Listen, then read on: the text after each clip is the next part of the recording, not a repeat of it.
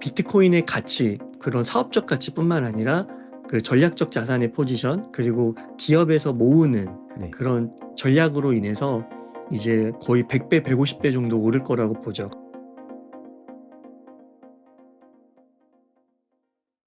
네.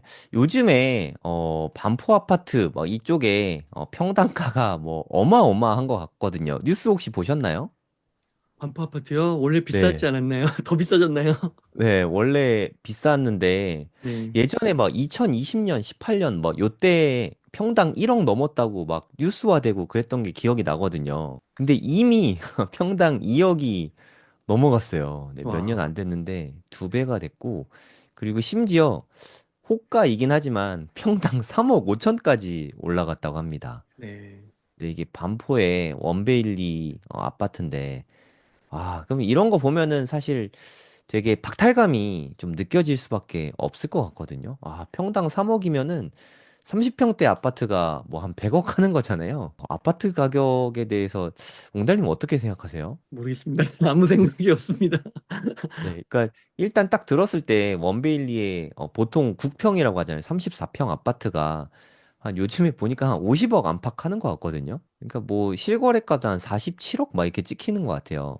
음. 국평이면 사실 그렇게 큰 집이 아니잖아요. 웅달님 분당에 살고 있으신데 웅달님 살고 있으신 집보다도 작은 집인데 네. 그게 50억. 저는 사실 좀 상상이 안 되거든요. 그러면 네. 와, 진짜 비싸긴 하네요. 네, 그래도 이런 데 또 살고 싶은 분들이 분명히 있으실 것 같거든요. 예, 음. 저는 이런 건 좀 진작에 좀 일찌감치 내려놨는데, 그 뭐 이렇게 비싼 집 살면 좀 저는 좀 아깝다는 생각이 좀 들어서 저는 좀 내려놨는데, 현실적으로 어떻게 해야 우리가 좀 이런 좋은 집에 부동산으로 큰 부를 이룰 수 있을까? 이런 부분에 대해서 좀 이야기를 좀 나눠보면 좋을 것 같습니다. 제가 이 고래동 꿈 카페인데 제목이 7조 부동산 부자가 비트코인을 사모으는 이유, 뭐 그랜드 카돈 뭐 이렇게 나오는데 이 뉴스를 보고 나서 저도 웅달님 글을 읽고 좀 이렇게 영상들을 좀 찾아봤거든요. 웅달님 그랜드 카돈은 어떤 분이시죠? 이분이 그 젊었을 때 네. 그 마약에서 되게 힘들어하셨던 분인 것 같아요. 마약 중독자로. 네. 그러다가 이제 빠져나오신 다음에 네. 그 영업으로 성공하셔가지고 자동차 딜러부터 시작하셔서 네네. 이제 부동산 업으로 가셔서 음. 이제 부동산으로 큰 부를 이루신 분으로 알고 있습니다. 네. 그러니까 여기 밑에 글들 읽어보니까 이분이 아파트가 무려 15,000채가 있대요. 맞아요. 네, 수익형 부동산으로 그래 한 달에 임대료 수익만 몇백억이 들어온다고 하더라고요. 음. 그래서 그렇게 몇백억의 수익이 들어오면 그걸로 또 부동산 사고 또 그걸로 그리고 대부분 수익형 부동산 위주로 산다고 합니다. 렌트를 주고 임대료 받으면 그걸 모아서 또 부동산 사고 계속 그렇게 하고 있다가 어느 날 좀 회의가 들었대요. 그러니까 부동산이 15,000개쯤 되면 15,100개가 된다고 해서 좀 이렇게 특별할 게 없잖아요, 사실. 부동산만 계속 모으게 되니까. 그러면 더 효율적으로 어떻게 재산을 모을 방법이 없나 하고 고민하던 차에 라스베가스에서 강연료로 비트코인을 100개를 받았다고 합니다. 100개. 이게 2017년에 100개 정도 해봤자 사실 뭐 몇백만 원 안 됐을 것 같아요. 그랜드 카돈이 이게 몸값이 되게 비싼 분이잖아요. 그래서 뭐 그냥 어차피 나 라스베가스에 있으니까 그냥 재밌을 것 같아서 그냥 강연해야겠다라고 했는데 그 받은 100개를 중요한 건 안 팔았다는 거죠. 네, 그랜드 카돈 입장에서는 아이 뭐 얼마 되지도 않는데 하고 안 팔고 있는데 내가 자산을 사게 되면 그다음부터 관심을 갖게 되잖아요. 네, 이거는 뭐 그랜드 카돈 본인의 표현입니다. 그래서 100개가 있으니까 그다음부터 관심을 갖고 비트코인에 대해서 공부를 막 했다는 거죠. 그리고 나서 그 100개의 비트코인이 지금으로 따지면은 뭐 이미 한 135억 정도 된 거잖아요. 그래서 내가 이제까지 한 강연 중에 현재까지로 보면은 가장 비싼 강연료를 받고 한 강연이었다. 이런 얘기를 했고, 그리고 네. 지금도 임대료 수익에서 나오는 부분을 비트코인 매수를 좀 많이 하고 있대요. 그리고 지금 그랜드 카돈이 펀드를 만들었는데 대략 부동산 대 비트코인을 한 7대 3 비율 정도로 이렇게 투자를 하고 있다고 합니다. 저도 사실 유튜브 시작은 부동산 쪽으로 출발을 했거든요. 부동산 유튜버를 하다가 비트코인 쪽으로 이렇게 더 기회를 많이 보고 요즘엔 투자는 거의 비트코인 위주로 하고 있는데 제 채널 처음에 초기 구독자분들은 다 부동산 쪽 구독자분들이었잖아요. 그러니까 제가 느끼기에는 주식에서 비트코인 넘어오시는 분보다 부동산에서 비트코인 넘어오기가 더 수월한 것 같아요. 음, 주식 하시는 분들은 아무래도 좀 실적을 많이 생각하잖아요. 근데 비트코인은 실적이라는 게 없다 보니까 그래서 좀 덜 매력적으로 보이는 것 같은데 부동산 같은 경우 특히 막 토지 이런 거는 그 자체만으로 시세 차익이 막 나오긴 하지만 임대료 수익은 미미하거나 거의 없는 경우도 되게 많거든요. 그냥 희소성과 가격이 오르는 가치가 그냥 밸류 에디드 가치가 계속 오르는 상품이라서 부동산 투자하는 경우가 사실 되게 많거든요. 우리가 원베일리를 투자할 때 임대료 수익이 올라가니까 원베일리 사야지 하는 분은 저는 거의 없는 것 같거든요. 희소성이 있고 가격이 오르니까 투자를 한다고 생각이 들거든요. 그런 면에서 비트코인, 그러니까 부동산 투자하시는 분들이라면 비트코인도 한번 고민을 해보시면 좋을 것 같습니다. 웅달님이 생각하시기에 대략 지금 원베일리가 한 50억이라고 할게요. 만약에 내가 지금은 못 사더라도 한 10년 후나 20년 후쯤에 원베일리를 살 수 있을 만큼 그 돈을 마련하려면 비트코인을 지금 몇 개 정도 갖고 있으면 20년 후쯤에 그게 가능할 거라고 생각하십니까? 20년 후요? 네. 20년 후면은, 대략 한 2045년? 네, 2045년이면은, 그때 원베일리가 얼마일까요? 50억이면은 10년에 만약 100억, 두 100, 배씩, 100억, 그럼 400, 200억? 10년에 두 배씩이면은 200억. 네. 그러면은 저는 개인적으로 비트코인, 아니 그 부동산을 이제 막 7, 80% 갖고 있는 건 조금 무리인 것 같고 네. 자산 포트폴리오에 있어서 한 50%면 적당할 것 같아서 네. 그럼 200억이라고 하면 400억이 있어야 되는데 어, 그러면은 비트코인이 한 3개에서 4개 정도만 있으면 되지 않을까요? 20년 후에 한 100억 정도 보고 있으신 건가요?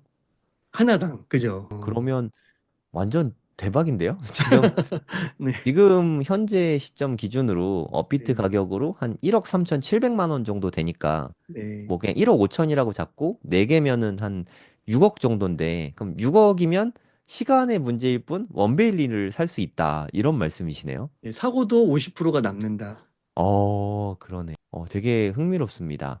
그럼 비트코인이 원베일리보다 이렇게 훨씬 더 빨리 올라간다는 뜻인데, 그 이유는 뭘까요? 비트코인은 우선은 글로벌 자산이고 네, 그다음에 이제 희소성이나 그런 면에서도 훨씬 뛰어나고, 네, 그다음에 무엇보다 이제 그 디지털 금이라는 측면에서 봤을 때, 네. 그 화폐라는 측면에서 봤을 때 가장 완벽한, 현존하는 완벽한 돈으로서 금의 시총은 그냥 넘을 거라고 보거든요. 금하고 지금 시총이 한 20 트릴리언 달러 정도 차이가 나잖아요. 네. 20 트릴리언 달러면 한 3경 정도 되는 것 같은데. 그럼 지금보다 한번 금과 한 10배, 11배 차이 나는 것 같은데, 그걸 뛰어넘을 거라는 뜻이네요. 20년이 지나면. 네. 그리고 이게 비단 저의 관점만은 아니고, 네, 이제 저희가 아까 그 고래동 공부 카페 사이트에서 오늘도 올려드렸어요. 네. 그래서 보시면은 이제 그 애덤백이나 뭐 마이클 셀러나 비트코인의 가치, 그런 사업적 가치뿐만 아니라 그 전략적 자산의 포지션, 그리고 기업에서 모으는 네. 그런 전략으로 인해서 이제 거의 100배, 150배 정도 오를 거라고 보죠. 그래서 100억도 음, 아니고요. 사실 네. 180억인가 그렇습니다.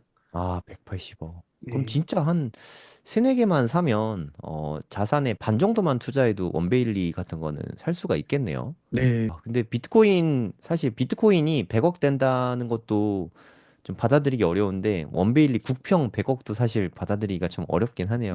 네. 이게 사실 화폐 가치가 너무 떨어져서 그렇잖아요. 그렇죠. 그러니까 뭐그 자산의 가치 상승보다는 화폐 가치 떨어지는 속도가 너무 큰 게 아닌가 하는 생각도 좀 듭니다.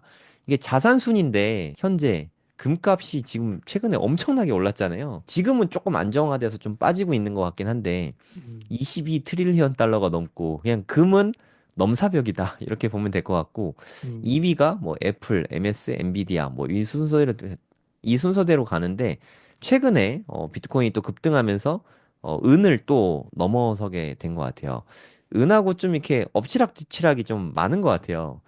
작년 3월에만 해도 은 시총 누르고 10위권 안에 들어갔다고 제가 좋아했던 기억이 나거든요. 네. 근데 은도 누르고 벌써 어느덧 7위까지 올라갔네요. 웅달님은 한 앞으로 한 1, 2년 후에 몇 위 정도 예상하시나요? 그럼 올 연말에 몇 위 정도 생각하고 있으신가요? 이번 사이클이 한 26년 초까지도 진행될 수 있다라고 보더라고요. 네. 저는 그러면 애플도 넘어설 수 있지 않을까?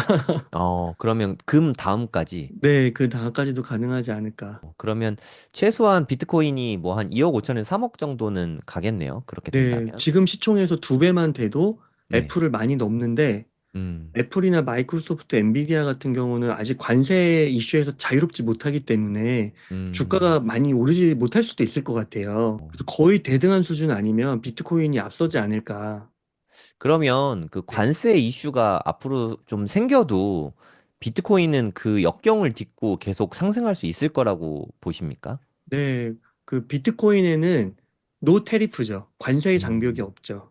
음, 국제적 자산으로서 네, 역할을 한다고 이제 레리 핑크도 말했고요. 네, 그러니까 훨씬 좋은 것 같습니다. 그리고 아까 이제 말씀드린 것처럼 그 해지 자산으로서의 역할은 사실 그 안전 자산으로서의 역할이 커진다라는 말하고 일맥상통하고 네, 안전 자산이라고 하면 금이고 최근에 네, 금값이 많이 올랐던 이유도 그 자금들이 안전 자산으로 많이 빠져나갔기 때문이었잖아요. 네, 그거와 마찬가지로 비트코인 쪽으로도 그런 자금들이 몰리면 네. 충분히 금 다음에 시총이 달성 가능하다. 그렇게 생각이 듭니다. 네, 그리고 또 하나 여쭤보고 싶은 게, 최근까지만 해도 네, 이게 지금 나스닥 100 미니 차트이고, 빨간색이 비트코인 차트인데, 비트코인하고 나스닥하고 커플링이 좀 많이 돼 있다. 이런 의견들이 좀 많아졌는데, 요즘에는 그 양상이 달라졌다는 의견들도 좀 있더라고요. 네, 네, 웅달님은 어떻게 보고 있으신가요? 네. 이게 그 봤을 때 항상 과거에도 이렇게 보면은 커플링 되다가 디커플링 되다가 커플링 되다가 디커플링 되다가 그러더라고요. 네. 근데 확실히 이번에는 커플링이 되다가 이제 지금 현재 최근에는 깨진 흐름이 나타나는 것 같습니다. 그리고 음, 이렇게 깨지면 그래도 상당 기간 동안은 또 깨진 대로 간 다음에 네, 나중에 또 이렇게 또 커플링이 될 수도 있지만 상당 네. 기간은 분리돼서 가지 않을까 그렇게 생각을 하고 음. 있습니다. 네, 이게 사실 나스닥과 디커플링 이슈는 사실 좀 중요하잖아요. 특히나 지금 같은 관세의 위험을 나스닥이 안고 있는데, 여기에 커플링 돼 있으면 관세에 대한 불확실성이 비트코인 가격도 같이 누를 수 있으니까. 그러면 관세 때문에 나스닥은 좀 두드려 맞아도 비트코인은 제 갈 길 갈 거다. 이렇게 보고 있으십니까? 네, 맞습니다. 네, 아주 흥미로운 말씀인 것 같네요. 네. 그리고 웅달님 보면 스트레티지 주식을 엄청 좋아하시는 것 같더라고요. 네. 요즘에도 스트레티지 계속 매수하고 있으신가요? 아, 요즘에는 이제 스트레티지는 아니고 네. 그 미스티라고 또 있거든요. 아, 네. 미스티는 뭔가요? 예, 저도 최근에 이제 공부를 많이 하고 있고 저희 네. 고래동 공부에서 많이 이야기를 나누고 있는데 네. 이제 초고배당주 중에 하나입니다. 그래서 음, 그거는 저도 이제 아직 더 공부를 많이 해야 되고 네. 그래서 초고배당주 역할로 네. 저는 이제 개인적으로는 그냥 비트코인하고 MSTR은 나름 만족하리만큼 수량을 모았다 생각해서 네. 이제 그것들을 기초자산으로 한 MSTR을 기초자산으로 한 초고배당주에 조금 돈을 투자하고 있습니다. 그럼 거기에서 이제 배당이 나오면 그걸로 또 투자를 또 하시는 건가요? 맞아요. 그렇게 어, 해서 일부는 이제 소비도 하고 네. 비트코인을 사기도 하고 MSTR 사기도 어, 하고 그렇게 하고 있습니다. 야, 용달님은 진짜 투자의 장인이신 것 같아요. 아니에요. 끊임없이 네, 자산을 계속 매수를 하시네요. 아유, 아닙니다. 그러니까 이번에 저도 하락장에서 좀 배운 게 있다면은 네. 사실 처음에 생각했을 때는 많은 분들이 2월 상승을 좀 기대했었잖아요. 네, 네. 근데 또 결과론 이제 현실은 현실이니까 음, 근데 지금 한 2개월 지난 시점을 이렇게 돌이켜 보면은 네. 새로운 또 자산을 발견하게 되고요. 음, 또 싼 가격에 그 새로운 자산을 또 어느 정도 모을 수 있었다는 거. 네. 그다음에 저는 물론 이제 비트코인하고 MSTR에도 관심이 많지만 미국 주식에도 관심이 많거든요. 네. 실제로 저희 고래동 공부에서 정말 거의 최저가에 저가 부근에서 성쌤이 또 팔란티어를 얘기해 주셨잖아요. 네. 그때 67달러인가 그랬죠, 그날. 예, 그리고 지금 보니까 110달러가 넘어요. 아, 그니까요. 최저점이었어요, 그때가. 네, 저는 이번에 펠란티어도 좀 샀거든요. 네네. 그래서 그런 식으로 다양하게 공부를 하면서 이렇게 모을 수 있는 오히려 기회가 되지 않았나. 왜냐하면 음, 결국에 지금 고점에서 거의 한 12%밖에 안 빠졌는데 네. 좋은 자산들을 또 많이 사놓은 거예요. 네. 그리고 가격도 많이 올랐고. 네. 우리는 또 같이 법인도 운영하고 있잖아요. 이번 네. 조정에 사실 스트레티지도 사실 어, 기존에 있던 것보다 더 많이 매수를 했고 그게 또 그렇죠. 지금 수익이 벌써 엄청난 수익이 또 생겼거든요. 네. 아, 이제 투자의 시장은 두렵고 손해 볼 위험을 물론 감수해야 되긴 하지만 진짜 좀 흥미진진한 시장인 건 맞는 것 같아요. 네, 또 이런 얘기 우리가 나누고 있다 보면은 또 고래동 공부 함께 하고 싶으신 분들이 많으실 것 같거든요. 네. 고래동 공부 신청 방법을 좀 알려드리면 좋을 것 같아요. 일단 고래동 공부 네이버 카페가 있거든요. 네이버에다 고래동 공부라고 치시면 고래동 공부 카페가 나오고 좀 저희 스팸 글이 많아서 가입하자마자 모든 글을 뭐 다 읽을 수는 없을 수 있겠지만 그래도 뭐 등업이 어렵진 않거든요. 네, 조금 등업을 하시고, 그럼 일단 웅달님이 양질의 자료들 다 올려주시니까, 네, 이런 것들 좀 읽어보시면 좋을 것 같고요. 그 메인 페이지에 멤버십 신청, 여기서 신청해 주시면, 정말 저희 구성이 엄청 많잖아요. 네, 거기서 멤버십 신청으로 가시면은, 일단 고래동 공부 저희 팬딩에서 함께하는 요 사이트랑 연결이 되는데, 여기 보시면 멤버십 콘텐츠 이용 가이드, 네, 이런 부분이 있습니다. 이거 보시면, 저희는 정말 프로그램이 진짜 꽉꽉 차 있거든요. 매우 알찬 프로그램이라고 자신 있게 설명해 드릴 수 있는데, 일단 화수목금토 아침 6시 15분에 제가 매일매일 아침마다 방송을 챙겨서 하고 있고요. 저녁 때는 화요일, 목요일 저녁 9시에는 웅달님이 항상 방송을 해주고 있으시잖아요. 네. 한 번은 아까 말씀드렸던 트럼프 시대의 지정학과 비트코인이라는 다소 어렵지만 네, 웅달님의 뷰를 담아서 리뷰를 해주고 있으시고 그리고 또 하나는 아까 말씀드렸던 뭐 스트레티지나 미스티나 뭐 비트코인 뭐 이런 투자 전략이나 좀 그런 펀더멘탈에 대한 이야기를 좀 많이 해주고 있으십니다. 저도 항상 보면서 네, 저도 웅달님 얘기 들어보고 괜찮네 싶으면 조금 매수도 하고 네, 그렇게 투자를 하는데 활용을 하고 있습니다. 일요일 날은 빗소영님이 아웃풋 칼럼도 네, 적어주시니까 네, 챙겨서 읽어보시면 여러모로 좋을 것 같습니다. 그리고 월요일 저녁 때는 저희가 줌으로 얼굴을 보면서 비대면이긴 하지만 줌으로 실시간 수업들을 하잖아요. 네, 그러니까 매 5주마다 이렇게 번갈아 가면서 하게 되는데 제가 한번 하고 웅달님 한번 하고 그리고 남이사님이 부동산 한번 해주시고 그리고 외부연사 특강 지난번에는 풀팽님이 대출 관련해서 해주셨고 다음번에는 이장원 세무사님이 또 해주실 예정이고 그러면 그 관련된 책들로 빗소영님께서 이렇게 또 아웃풋 독서를 이끌어 주시거든요. 이게 한 달 동안 꽉꽉 찬 컨텐츠가 포함되어 있으니까 함께 해주시면 네, 정말 좋을 것 같습니다. 그리고 고래동 공부 저희 고래동 공부 멤버십 톡방인데 정말 엄청나게 많은 소통의 공간입니다. 수많은 정보들이 이렇게 오가고 있고 함께 해주시면 네, 여러모로 큰 정보도 얻을 수 있고 무엇보다 이렇게 큰 조정장이 왔을 때 두려워하기보다는 네, 좀 매수하기 위한 찬스로 삼을 수 있는 그런 좋은 커뮤니티라고 생각을 합니다.